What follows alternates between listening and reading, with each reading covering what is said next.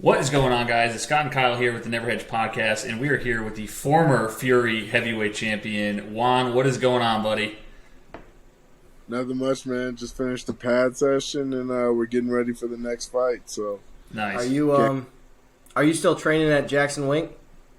Yeah. Live and train here at the gym. Started a new job. I'm a teacher during the day now, so Oh, sweet. I work out before I go to school, shower at the gym, and head over to the school. Right after school, I come here and get a private or two in, and then call it a day. Nice. Like a school teacher at the gym or an actual school teacher? Like an actual school teacher. I teach high school biology. Nice. Oh, wow. That's pretty awesome. I actually went to school to teach high school English. Yeah. Oh, nice. Didn't end up using it, but I got the degree. Yeah, mine's in computer science, and I don't use that thing at all. So, Yeah. What's it like training at Jackson Wink? it's amazing, man. You always think you want to be the guy that can make it there without the support of a big gym, but for me, just coming to a gym where there's other established guys, they have an established system, all the coaches are on the same page, you're surrounded by like-minded individuals, and, to have a slew of people in your weight class there to push you every day. They're all in their own, high-level promotions or at a high point in their career. You really can't beat that type of environment.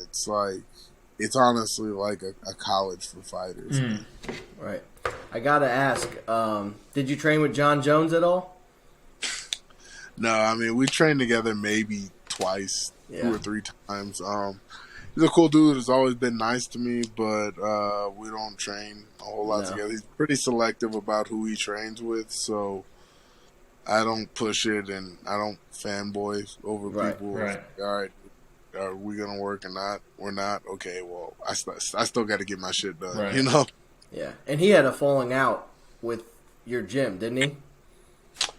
Yeah, it was made to be a lot more than what it was. I mean, from what Coach Wink told me, it's like he wasn't even kicked out. He just said, you can't come here until you do this. And it turned into a Twitter war. Pretty one-sided Twitter war. I don't think Coach really cares. I mean, I'm sure if John were to do whatever stipulations Coach had, he would still accept them back. That's just the type of guy Wink is.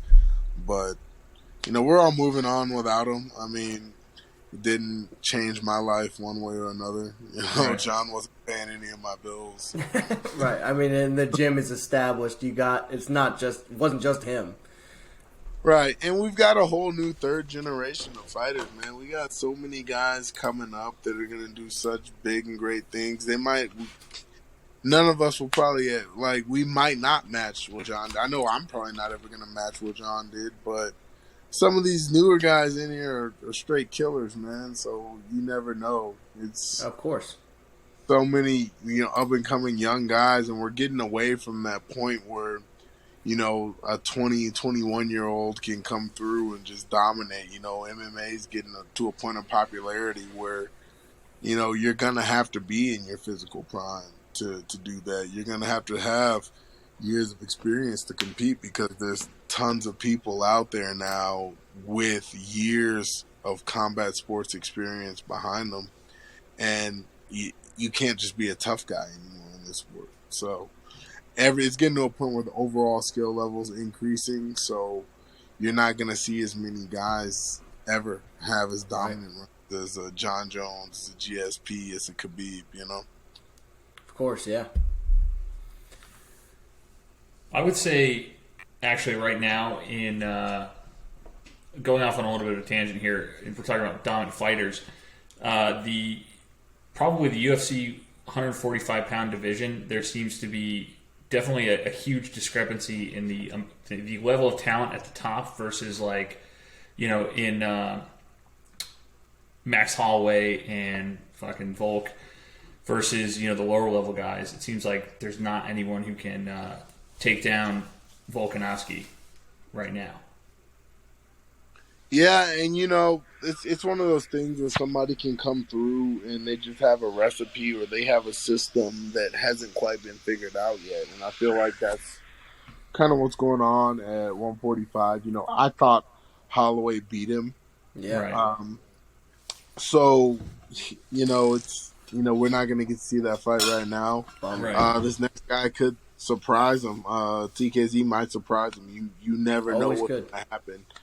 There's always a puncher's chance, which is crazy. But it's like that in a lot of divisions. Your top, I would say, in college wrestling, when I wrestled in college, we had a saying that the top 20 guys, right, are just a little, or the top 30 guys are just a little bit better than everybody else, right? The difference between that top 30 and top 20 is, the top 30 guys are probably good at, two or three things. Those top 20 guys are good at a couple more things.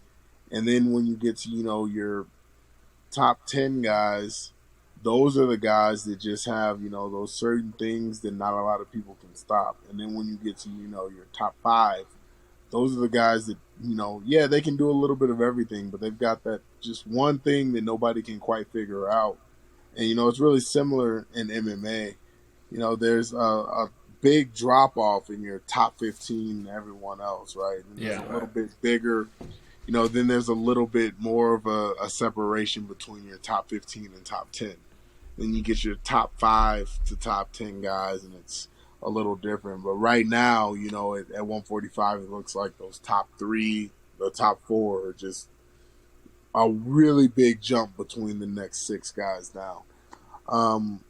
But again, it's one of those things where you don't start MMA if you don't have a mindset of constant self-improvement, right? So a lot of these guys, you can't really judge them based on their last fight, because I look at it as like, I'm not the same guy I was my last fight. My last fight was like less than 4 months ago. So, and at that level, those guys are at the point where they're fighting every 6 months usually. So you can see a lot of growth in it, and it's exciting, man. It's an exciting time to be in the sport.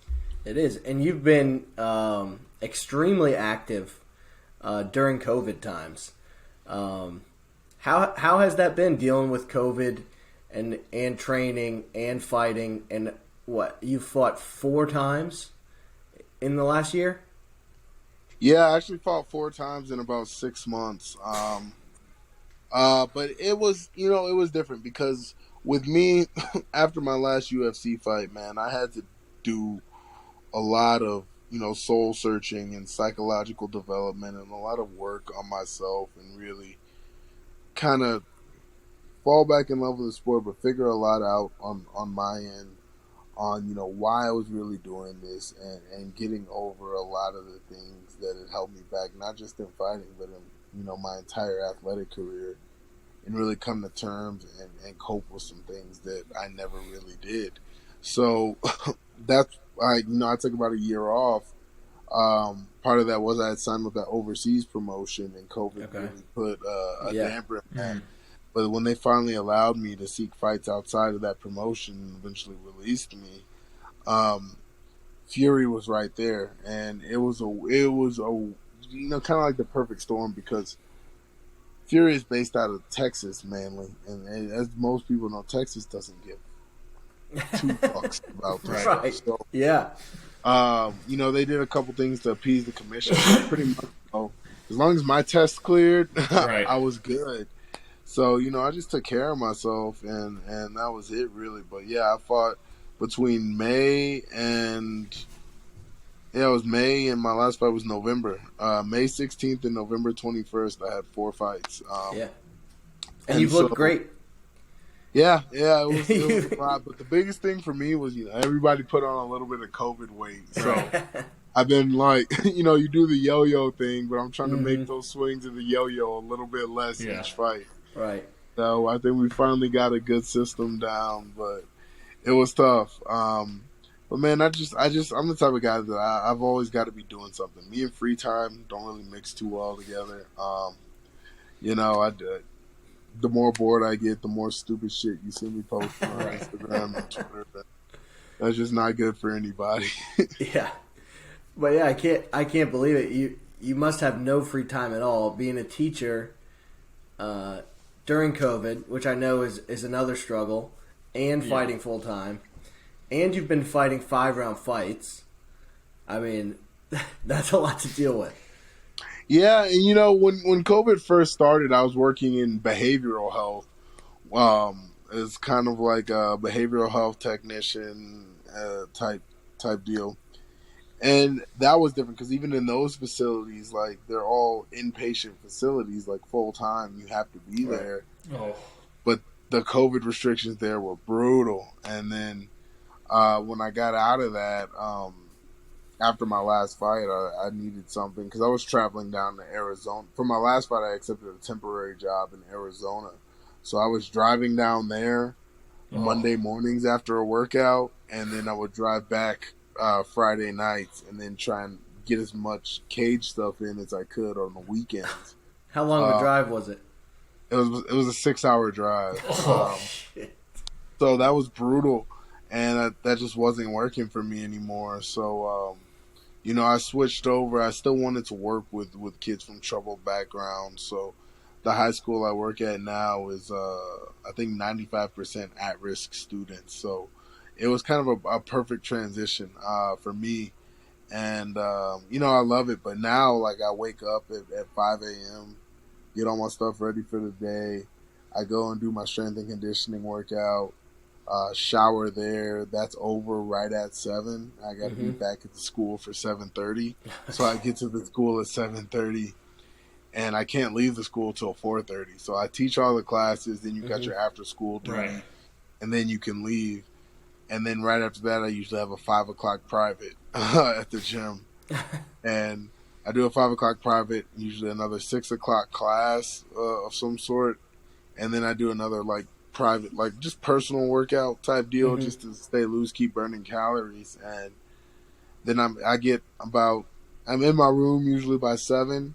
And I try to be in bed by 9 and asleep by 10, so I can get at least 7 hours of sleep. I'm usually out by like 9:15. Like once I hit the bed, it's over. Jesus. But that's new. But between my lesson plans and my sponsorship stuff, getting everything designed for the fight, banners, talking to my coaches, planning travel, all that, like I'm pretty burnt. So that's like, this is the first time in my life I've really utilized like my weekend for rest. Right. That's like legit 2 full-time jobs. That's like 16 fucking hours a day. Yeah. And are you in the middle of a training camp right now? I know you're signed on to fight February 6th. Yeah, February 6th. I've got a fight coming up against another UFC vet. It's kind of dope though. It's only a 3-round fight, so I don't have to worry about leaving anything in the tank. I'm pretty excited about this one. Might get a real like knockout as opposed to ground and pound one, but I'm excited. I'm looking forward to it. Yeah. What do you typically walk around at if you're working out that much? Like you must have to eat like 6,000 calories a day. I try and stay around 3,000 to 4,000. I walk around usually around 295. We're trying to get that into the 280s. So, like I said, right now I'm about 295. By the end of this week, I'm hoping to be walking around in like the 288, 289 range. And within the next 2 weeks, get that walk-around weight down to 280. So fight week, I only have to cut 15. But all of these last 4 fights, I've had to do at least a 20-pound fight week weight cut. Yeah. I mean, you're just a big dude. How tall? You 6'5"? Yeah, 6'5". Yeah. Just a big man. Yeah. So 2022, you got your first fight scheduled. What are the goals for 2022? My goals for 2022, I'd like to get at least 3 fights in, win all those, finish with a record of 11-4 or better. Knock on wood. Obviously, if I lose, that changes to the best possible one I can after that fight. Right. But, that's one goal. I'd like to, after February, I'd probably like to do my next 2 fights at the end of May and probably end of July. And then, chill out a little bit, see, who's interested in me at that point, and then set my next one for December. So hopefully, four fights in 2022. That's that goal, and then obviously, teaching. Just make sure all my kids pass. Yeah. Oh, that. Yeah. If you want to shout out any sponsors or anything else, you go ahead. Yeah, man. All my sponsors, I'd like to do MX2 Global. It's a company founded by Mike Guyman, a personal security company. They've been huge. He's also a mentor for me fight-wise. Really appreciative of him. Obviously, my gym, Jackson Wink, Team Turning Point, who's doing my strength and conditioning. They're a sponsor for me. Locally based meal prep service, El Chino Meals. Keeps my body and weight in check, so love that. Then we've got Mujer Beldi Consulting, and Fight Stars. He does photography, MMA, a little bit of Dulani Perry. He was on The Ultimate Fighter. He's actually fighting on this card as well. I got to give him a huge shout out. His company sponsoring me for this fight also. Sweet. Nice. Well, we'll be rooting for you. Yeah, man. February 6th. For sure, man. Thanks for coming on. Thanks for coming on, man. Of course, man. Y'all have a good one.